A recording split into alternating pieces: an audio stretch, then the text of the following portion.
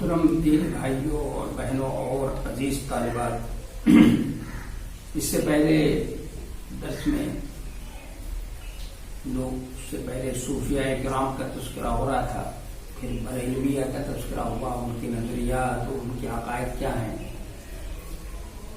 اور اولیاء کرام کے بارے میں ان کا جو غلو ہے اس کا تذکرہ ہوا، پھر ضمن بلالیوں کا تذکرہ ہوا، بلالی جو تحریک ہے اس تحریک کا تذکرہ ہوا۔ اب آج کے درس میں انشاءاللہ فرقہ اثنا عشریہ امامیہ کا تذکرہ ہوگا۔ اس فرقے کو اثنا عشریہ بھی کہا جاتا ہے اور اس کا دوسرا نام جعفریہ بھی ہے۔ اس فرقے کو اثنا عشریہ کیوں کہتے ہیں، اس کی وجہ تسمیہ کیا ہے، اس نام سے ان کو موسوم کرنے کی وجہ کیا ہے، تو ان کو اثنا عشریہ امامیہ اس لیے کہا جاتا ہے کیونکہ ان کا عقیدہ ہے کہ 12 امام ہیں، تو ہمارا بھی ہے کہ 12 امام ہیں اور کل ہم قریش میں سے ہوں گے، لیکن ان کے یہاں جو اماموں کی ترتیب ہے وہ الگ ہے۔ ہمارے یہاں سب سے پہلے امام حضرت ابوبکر صدیق ہیں، اس کے بعد حضرت عمر اور عثمان غنی، حضرت علی کرم اللہ وجہہ چوتھے ہیں، لیکن ان کے یہاں ترتیب جو ہے اس کے برعکس سے حضرت علی کو پہلا نمبر دیتے ہیں، پہلے نمبر پہ ان کے نزدیک حضرت علی ہیں، اور ان کے یہاں ائمہ کی ترتیب جو ہے، بس یہ بات ہے۔ اور ان کے یہاں ابھی اماموں کے سلسلے میں ان کا کیا عقیدہ ہے، کیا نظریہ ہے، وہ بھی اہل سنت والجماعت کے نظریے کے خلاف ہے، بالکل قرآن و حدیث کے خلاف ہے ان کا نظریہ۔ تو میں عرض کر رہا تھا کہ ان کو اثنا عشریہ امامیہ کیوں کہا جاتا ہے، اس لیے کہا جاتا ہے کہ کیونکہ ان کا یہ عقیدہ ہے کہ 12 امام ہوں گے، 12 امام ہیں۔ پہلے امام حضرت علی کرم اللہ وجہہ، دوسرے حضرت حسن رضی اللہ تعالی عنہ، اور تیسرے حضرت حسین رضی اللہ عنہ، اور چوتھے علی بن الحسین علی زین العابدین رضی اللہ عنہ، اور پانچویں ہیں محمد باقر بن علی، اور چھٹیں جعفر صادق رحمۃ اللہ علیہ، اور ساتویں موسیٰ الکاظم، آٹھویں علی الرضا، اور نویں محمد الجواد، اور 10ویں جو ہیں وہ علی نقی، 11ویں حسن عسکری، اور 12ویں جو ہے ان کے یہاں مہدی غائب، جو سرداب میں 1000 سال سے غائب ہیں، وہ پیدا ہو چکے ہیں لیکن وہ سرداب میں غائب ہیں، ظہور ہوگا کیا ہوگا ان کا یہ عقیدہ ہے۔ تو اس لیے ان کو اثنا عشریہ امامیہ کہا جاتا ہے، کیونکہ ان کا عقیدہ ہے کہ 12 امام ہیں، اور وہ اماموں کی ترتیب یہ بیان کرتے ہیں جو ترتیب میں نے بیان کی۔ اور ان کو جعفریہ بھی کہا جاتا ہے، اور یہ امام جعفر صادق رحمۃ اللہ علیہ کی نسبت سے ان کو جعفریہ بھی کہتے ہیں۔ ان کے بارے میں روایات بہت ساری ہیں، ان میں سے کچھ صحیح ہیں جعفر صادق رحمۃ اللہ علیہ کے سلسلے میں، اور ان میں سے کچھ وہ ہیں جن کی انہوں نے اپنی زندگی میں تکذیب کی تھی، اور کچھ وہ ہیں جن کی تکذیب ان کے بعد ان کے شاگردوں نے کی ہے، اور اس طرح ان کے والد کے بارے میں بھی روایتیں گڑھی گئی ہیں، ان کے والد جعفر صادق کے والد کے بارے میں، جیسا کہ شیخ ابو زہرہ نے اپنی کتاب میں بیان کیا ہے، اس کا تذکرہ کیا، بہت تفصیل سے تذکرہ کیا ہے۔ جو شخص تفصیل سے پڑھنا چاہے تو اس کو وہاں پڑھ سکتا ہے، یا شاہ عبدالعزیز محدث دہلوی رحمۃ اللہ علیہ کی کتاب ہے تحفۃ الاثنا عشریہ، تحفہ اثنا عشریہ، فارسی میں وہ کتاب ہے، تو اس کے اندر اس کتاب کے اندر بھی ان کے بارے میں پڑھ سکتا ہے کوئی شخص۔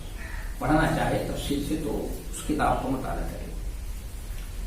ان کا معلوم ہو گیا کہ ان کو اثنا عشریہ امامیہ بھی کہا جاتا ہے اور ان کو جعفریہ بھی کہا جاتا ہے. ان کی فقہ کو فقہ جعفری کہا جاتا ہے. ان کا عقیدہ کیا ہے؟ تو ان کا عقیدہ یہ ہے کہ امت کی امامت و قیادت ان کے یہاں دین کی ایک اصل ہے اور الہی فرمان ہے. جو بھی اس کا انکار کرے گا وہ کافر یا گنہگار ہوگا. یہ امامت کو وہ ضروری ایک اصل کی حیثیت سے مانتے ہیں اور الہی فرمان کی حیثیت سے اس کو تسلیم کرتے ہیں. دوسرا ان کا عقیدہ یہ ہے کہ ائمہ انبیاء کرام کی طرح معصوم ہوتے ہیں. جیسے انبیاء کرام معصوم ہوتے ہیں اسی طرح ان کا یہ عقیدہ بھی ہے کہ ائمہ کرام بھی معصوم ہوتے ہیں بلکہ ان سے افضل ہوتے ہیں. وہ انبیاء کرام سے بھی افضل مانتے ہیں ائمہ حضرات کو. پھر بات یہ کہ ائمہ کو سارے غیب کا علم ہوتا ہے. اب دیکھ لیجیے, ایک تو پہلی بات تھی کہ ائمہ کو معصوم مانتے ہیں انبیاء کرام کی طرف. ظاہر کہ قرآن اور حدیث سے یہ بات ثابت ہے, بلکہ اظہر من الشمس سورج سے بھی زیادہ واضح ہے کہ انبیاء کرام ہی معصوم ہوتے ہیں. اللہ تبارک و تعالیٰ ان کی حفاظت فرماتا ہے, لوگوں سے بھی حفاظت فرماتا ہے اور اس سے بھی حفاظت فرماتا ہے, ہر طرح سے ان کی حفاظت فرماتا ہے. اب یہ انبیاء ائمہ کو معصوم مانتے ہیں. میں نے ایک مرتبہ وہ شیعوں کا مبلغ تھا, مبلغ جو تبلیغ کا کام کرتا تھا رامپور کے اندر, اس سے میں نے پوچھا کہ بھئی امام معصوم ہوتے اس کی دلیل کیا ہے تمہارے پاس؟ کوئی دلیل ہو, قرآن سے حدیث سے کوئی دلیل ہو تو بتاؤ. تو اس نے کہا کہ آپ نے سورہ یاسین نہیں پڑھی؟ میں نے کہا پڑھی. کہا اس میں فی امام مبین ہے, وہی دلیل ہے. میں نے کہا کیا مطلب امام مبین کا مطلب کیا ہے؟ قرآن جو وہاں پہ کہہ رہا ہے اس کا کیا مطلب ہے؟ یہ مطلب ہے جو تم بیان کر رہے ہو. تو اس نے کہا ٹھیک ہے, میں ابھی سمجھا نہیں پا رہا ہوں آپ کو, پھر آپ کو بعد میں اس کا جواب دوں گا اپنے مجتہد سے معلوم کرنے کے بعد. میں نے کہا جاؤ ٹھیک ہے, معلوم کرنے کے بعد بتا دیں, کوئی بات نہیں. لیکن وہ گیا, واپس نہیں آیا, اور وہ اس وقت اس دنیا میں نہیں ہے. کہاں سے بتائے گا؟ کوئی دلیل ہو قرآن و حدیث سے تب تو بتائے. یہ ان کی من گھڑت بات ہے. اسی طرح یہ بھی کہ ائمہ کو سارے غیب کا علم ہوتا ہے, یہ بات بھی سراسر غلط ہے. قرآن کیا کہتا ہے؟ عندہ مفاتیح الغیب, غیب کی چابی اللہ کے پاس ہے, اور غیب کے ذرائع وسائل کو بھی اللہ نے کسی اور کو نہیں بتایا. انبیاء کرام کو غیب کی وہی باتیں بتائی ہیں جو ان کے لیے ضروری تھی بس, اور فرشتوں کو بھی وہی باتیں بتائی ہیں جو ان کے لیے ضروری ہے, اس کے علاوہ نہیں بتایا. اب کوئی انبیاء کرام کے بارے میں بھی, جیسا کہ ہمارے کچھ بھائی عقیدہ رکھتے ہیں کہ نبی صلی اللہ علیہ وسلم کو سارے غیب کا علم تھا, یہ بھی کیا ہے, سراسر غلط بات ہے. قرآن و حدیث کے خلاف ہے. قرآن کہہ رہا ہے لو کنت اعلم الغیب لاستکثرت من الخیر, کہ اگر میں غیب کو جانتا تو میں سارے غیب کو کیا کرتا, سمیٹ لیتا. آپ یہ فرما رہے ہیں. اور اگر غیب کا علم ہوتا, آپ کو کتنے حدیث کے اندر واقع اس کو پڑھ لیجیے, وہ غیب کا علم ہوتا تو آپ کہہ دیتے آپ کی بیوی پہ تہمت لگائی گئی, کہہ دیتے کہ کیسی باتیں کرتے ہو, میری بیوی پارسا ہے اور میری بیوی ہے. غیب کا علم ہوتا آپ کو, یہودی عورت نے, یہودن نے جو ہے زہر کھانے میں, گوشت میں زہر لگا کر آپ کو کھلا دیا اور آپ نے کھا بھی لیا. واقعات پڑھیے, دیکھیے, سب حدیث موجود ہے. تو یہ کہنا ہے کہ سارے غیب کا علم ہوتا ہے, اور یہ تو ان کا تو عقیدہ یہ ہے کہ اس طرح یعنی ائمہ حضرات کو سارے غیب کا علم ہوتا ہے. کوئی انبیاء کرام کو بھی مانتے ہیں کہ سارے غیب کا علم ہوتا ہے, وہ ائمہ کو بھی سارے غیب کا علم ہوتا ہے. یہ قرآن حدیث کے سراسر خلاف ہے. اور چوتھی بات جو ہم کا عقیدہ ہے, ان ائمہ کو دنیا پر سرپرستی و حکومت حاصل ہے, یعنی یعنی انہیں مخلوق پر پورے طور سے قدرت و طاقت حاصل ہے، اور ان کے ہاتھوں معجزات بھی ظہور پذیر ہوتے ہیں، ان کے ہاتھوں میں معجزات ظہور پذیر ہوتے ہیں اور ان کو معجزہ کہتے ہیں۔ اور خود سمجھ لیجیے یہ آپ ان کی بات کہاں تک اور کس حد تک صحیح ہے، بالکل سراسر غلط ہے۔ پانچویں بات یہ ہے، یہ عقیدہ حضرت علی کرم اللہ وجہہ کی خلافت سے پہلے یہ کہتے ہیں تینوں خلفاء راشدین ابو بکر صدیق، عمر فاروق رضی اللہ عنہ اور عثمان غنی رضی اللہ عنہ کی خلافت کو نہیں مانتے ہیں، یہ لوگ نہیں مانتے۔ ابھی میں نے خلیفہ کی ترتیب ان کے یہاں بتائی، ان کا نام نہیں آیا، آپ نے دیکھ ان کا نام نہیں آیا ہے۔ وہ کہتے ہیں کہ حضرت علی رضی اللہ تعالیٰ عنہ نے مسلمانوں کی مصلحت کی وجہ سے بیعت کر لی تھی ان لوگوں سے، کہ حضرت ابو بکر صدیق سے بیعت کی ہو، جو عمر فاروق رضی اللہ عنہ کے آنے میں ان سے بیعت کی ہے، تو عثمان غنی سے، تو یہ مسلمانوں کی مصلحت کی وجہ سے بیعت کر لی تھی، اور ایک وزیر اور مشیر کار کی حیثیت سے کام کیا تھا انہوں نے، کیونکہ اس وقت مسئلہ تو درپیش تھا امت کو، بہت سنگین مسئلہ تھا یہ خلافت کا، لیکن کوئی ابو حسن نہیں تھا جو اس کو حل کرتا، اس لیے مصلحتاً انہوں نے کیا کیا تھا، ان کی سیادت اور قیادت کو، ان کی خلافت کو انہوں نے تسلیم کر لیا تھا، ان کے ہاتھ پر بیعت کر لی تھی، یہ ان کا عقیدہ ہے۔ اور سید محمد آل کاشف عطا نے کتاب اصول الشیعہ میں بیان کیا ہے کہ حضرت علی رضی اللہ عنہ کا بیعت سے کنارہ کشی اختیار کرنا مسلمانوں کے لیے نہایت ہی نقصان دہ تھا، کہ اگر وہ بیعت سے کنارہ کشی اختیار کر لیتے تو مسلمانوں کے لیے بہت نقصان دہ مسئلہ تھا یہ، کہ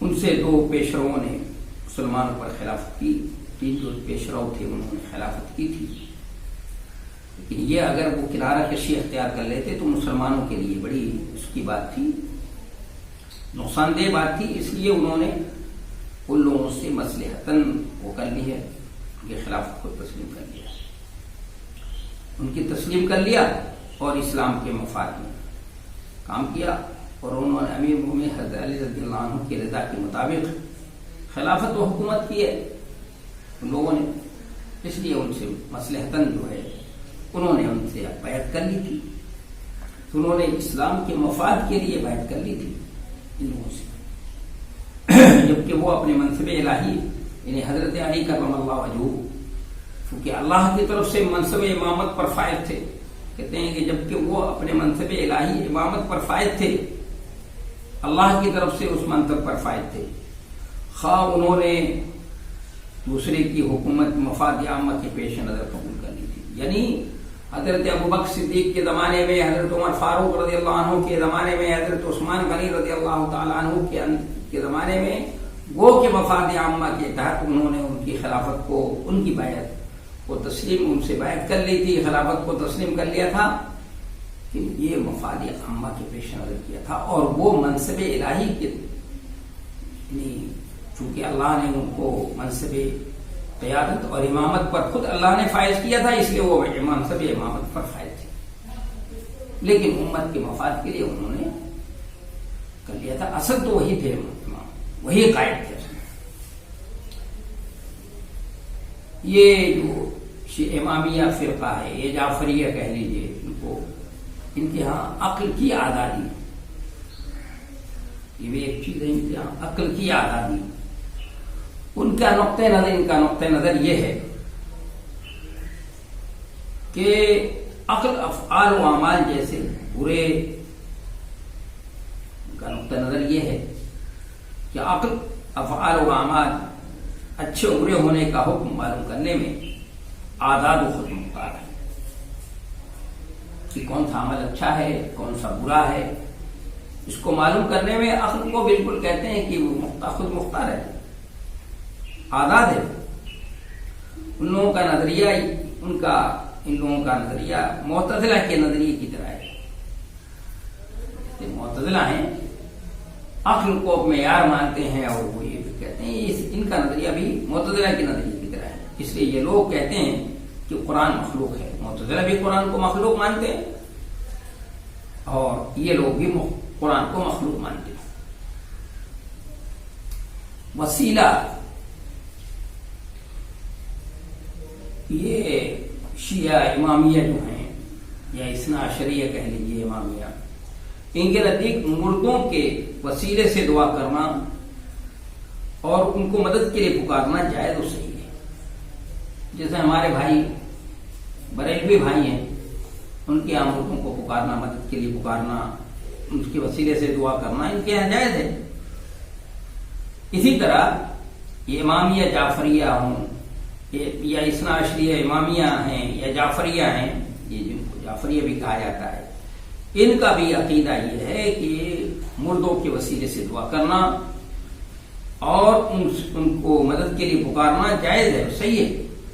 اس لیے یہ لوگ یا حسین پکارتے ہیں مختلف موقع پر. اس لیے یہ کہتا ہوں کہ اگر کوئی بریلویت اور شیعیت کا مطالعہ تقابلی مطالعہ کرے تو یہیں پر بات ٹھہر کر سمجھنا چاہیے. اگر تقابلی مطالعہ کرے ان دونوں کا، شیعیت اور بریلویت کا، تو شیعیت اور بریلویت میں بہت حد تک مشابہت نظر آتی ہے، ایک گنا مشابہت ہے. بلکہ میں یہ کہتا ہوں کہ چونکہ مولانا احمد رضا خان صاحب وہ شیعہ تھے، ان کا پورا خاندان شیعہ ہے، انہوں نے شیعیت کو بریلویت کا لبادہ اڑا دیا ہے اور اس میں اس شکل میں ان کو پیش کر دیا. ان کے یہاں حسین ہے تو ان کے یہاں غوث پاک ہے یا غوث پکارتے ہیں وہ. اور مردوں کے وسیلے سے دعا کرنا، اور بڑی افسوس کی بات ہے کہ ہمارے دیوبندی علماء کے اندر بھی یہ چیز آ چکی ہے اور وہ کہتے ہیں ہمارے اسلاف کا طریقہ رہا ہے. بھائی پتہ نہیں اسلاف پر ایمان لائے ہیں یا کس پر ایمان ہے. قرآن و حدیث پر ایمان لائے ہیں. آپ قرآن و حدیث کے اندر کیا ہے؟ قرآن و حدیث کے اندر جو چیز نہیں ہے آپ اس کو کہہ دیجیے، نہ مانیے، اس کو الگ کر دیجیے، اپنی زندگی سے ہٹا دیجیے. اگر قرآن و حدیث کے اندر کوئی چیز نہیں، یہ اسلاف کیا، یہ قوم، یہ خاندان ہمارے خاندان میں ہوتا چلا آ رہا ہے، ہمارے اسلاف کا یہ طریقہ نہیں ہے، یہ طریقہ صحیح، یہ بات صحیح ہے. مٹی ان کے نزدیک کربلا کی مٹی جو ہے بڑی اس کی اہمیت شامل ہے. عراق میں کربلا کی مٹی سے تبرک حاصل کرتے ہیں یہ لوگ، کہتے بڑی متبرک مٹی ہے اور اس پر سجدہ کرتے ہیں. اس کی دلیل یہ پیش کرتے ہیں کہ رسول اللہ صلی اللہ علیہ وسلم نے فرمایا تھا جعلت لی الارض مسجدا وطہورا، کہ اللہ تبارک و تعالیٰ نے میرے لیے زمین کو مسجد بنایا ہے اور پاک و صاف بنایا ہے. اس دلیل کی بنیاد پر وہ کہتے ہیں کہ کربلا کی مٹی متبرک ہے اور اس پر سجدہ بھی کرتے ہیں. وہ لاتے ہیں اور گٹی رکھتے ہیں سجدہ گاہ پر اپنے. ان لوگوں نے دیکھا ہے، انہوں نے دیکھا ہوگا، میں نے تم کو دیکھا ہے کویت کے اندر شیعوں کی، جس محلے میں میں رہتا تھا سنیوں کی مسجد تھی، ادھر ایک طرف شیعوں کی مسجد تھی، تو وہاں کبھی جا کر دیکھنے کا اتفاق ہوا. مسجدوں میں رونق تو ہوتی نہیں ان کی مسجدوں میں، لیکن یہ چیز دیکھنے کو دیکھا میں کہ وہاں گٹیاں رکھی رہتی ہیں. یہ ہوگی وہی کربلا کی مٹی کی ہوگی، اس میں کچھ مٹی کے اجزا بھی ہوتے ہوں گے شامل، اس سے جو ہے اس پر سجدہ کرتے ہیں. نماز، یہ لوگ ظہر و عصر اور مغرب و عشاء ایک ساتھ بغیر کسی عذر کی جمع کرتے ہیں.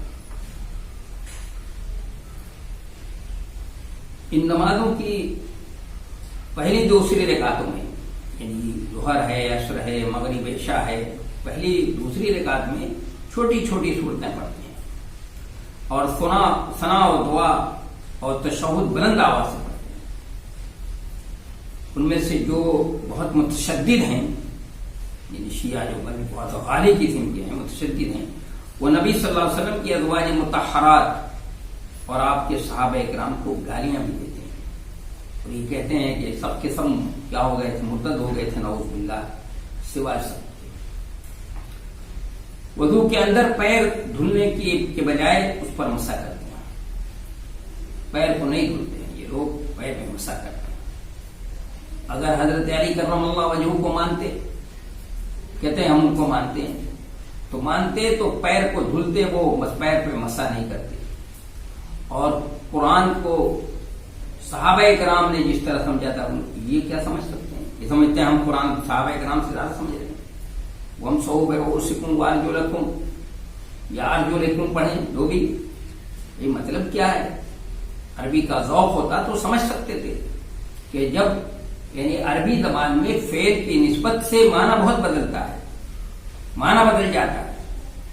اس طرح میں تفصیل میں بغیر، یہ تو بڑا تفصیلی مسئلہ ہے، بس صرف اشارہ کر دیتا ہوں کہ نسبت سے معنی بدل جاتا ہے۔ جیسے آپ کہیں ندھ البحر تو سمندر کی موج، اور اگر ندھ الماء کہیں تو اس کے معنی ہوتے ہیں ارے چھینٹے مارنا، چھینٹے مارنا ہوتا ہے۔ دیکھیے معنی کتنا بدل گیا، تو اس لیے اس کو سمجھنا چاہیے۔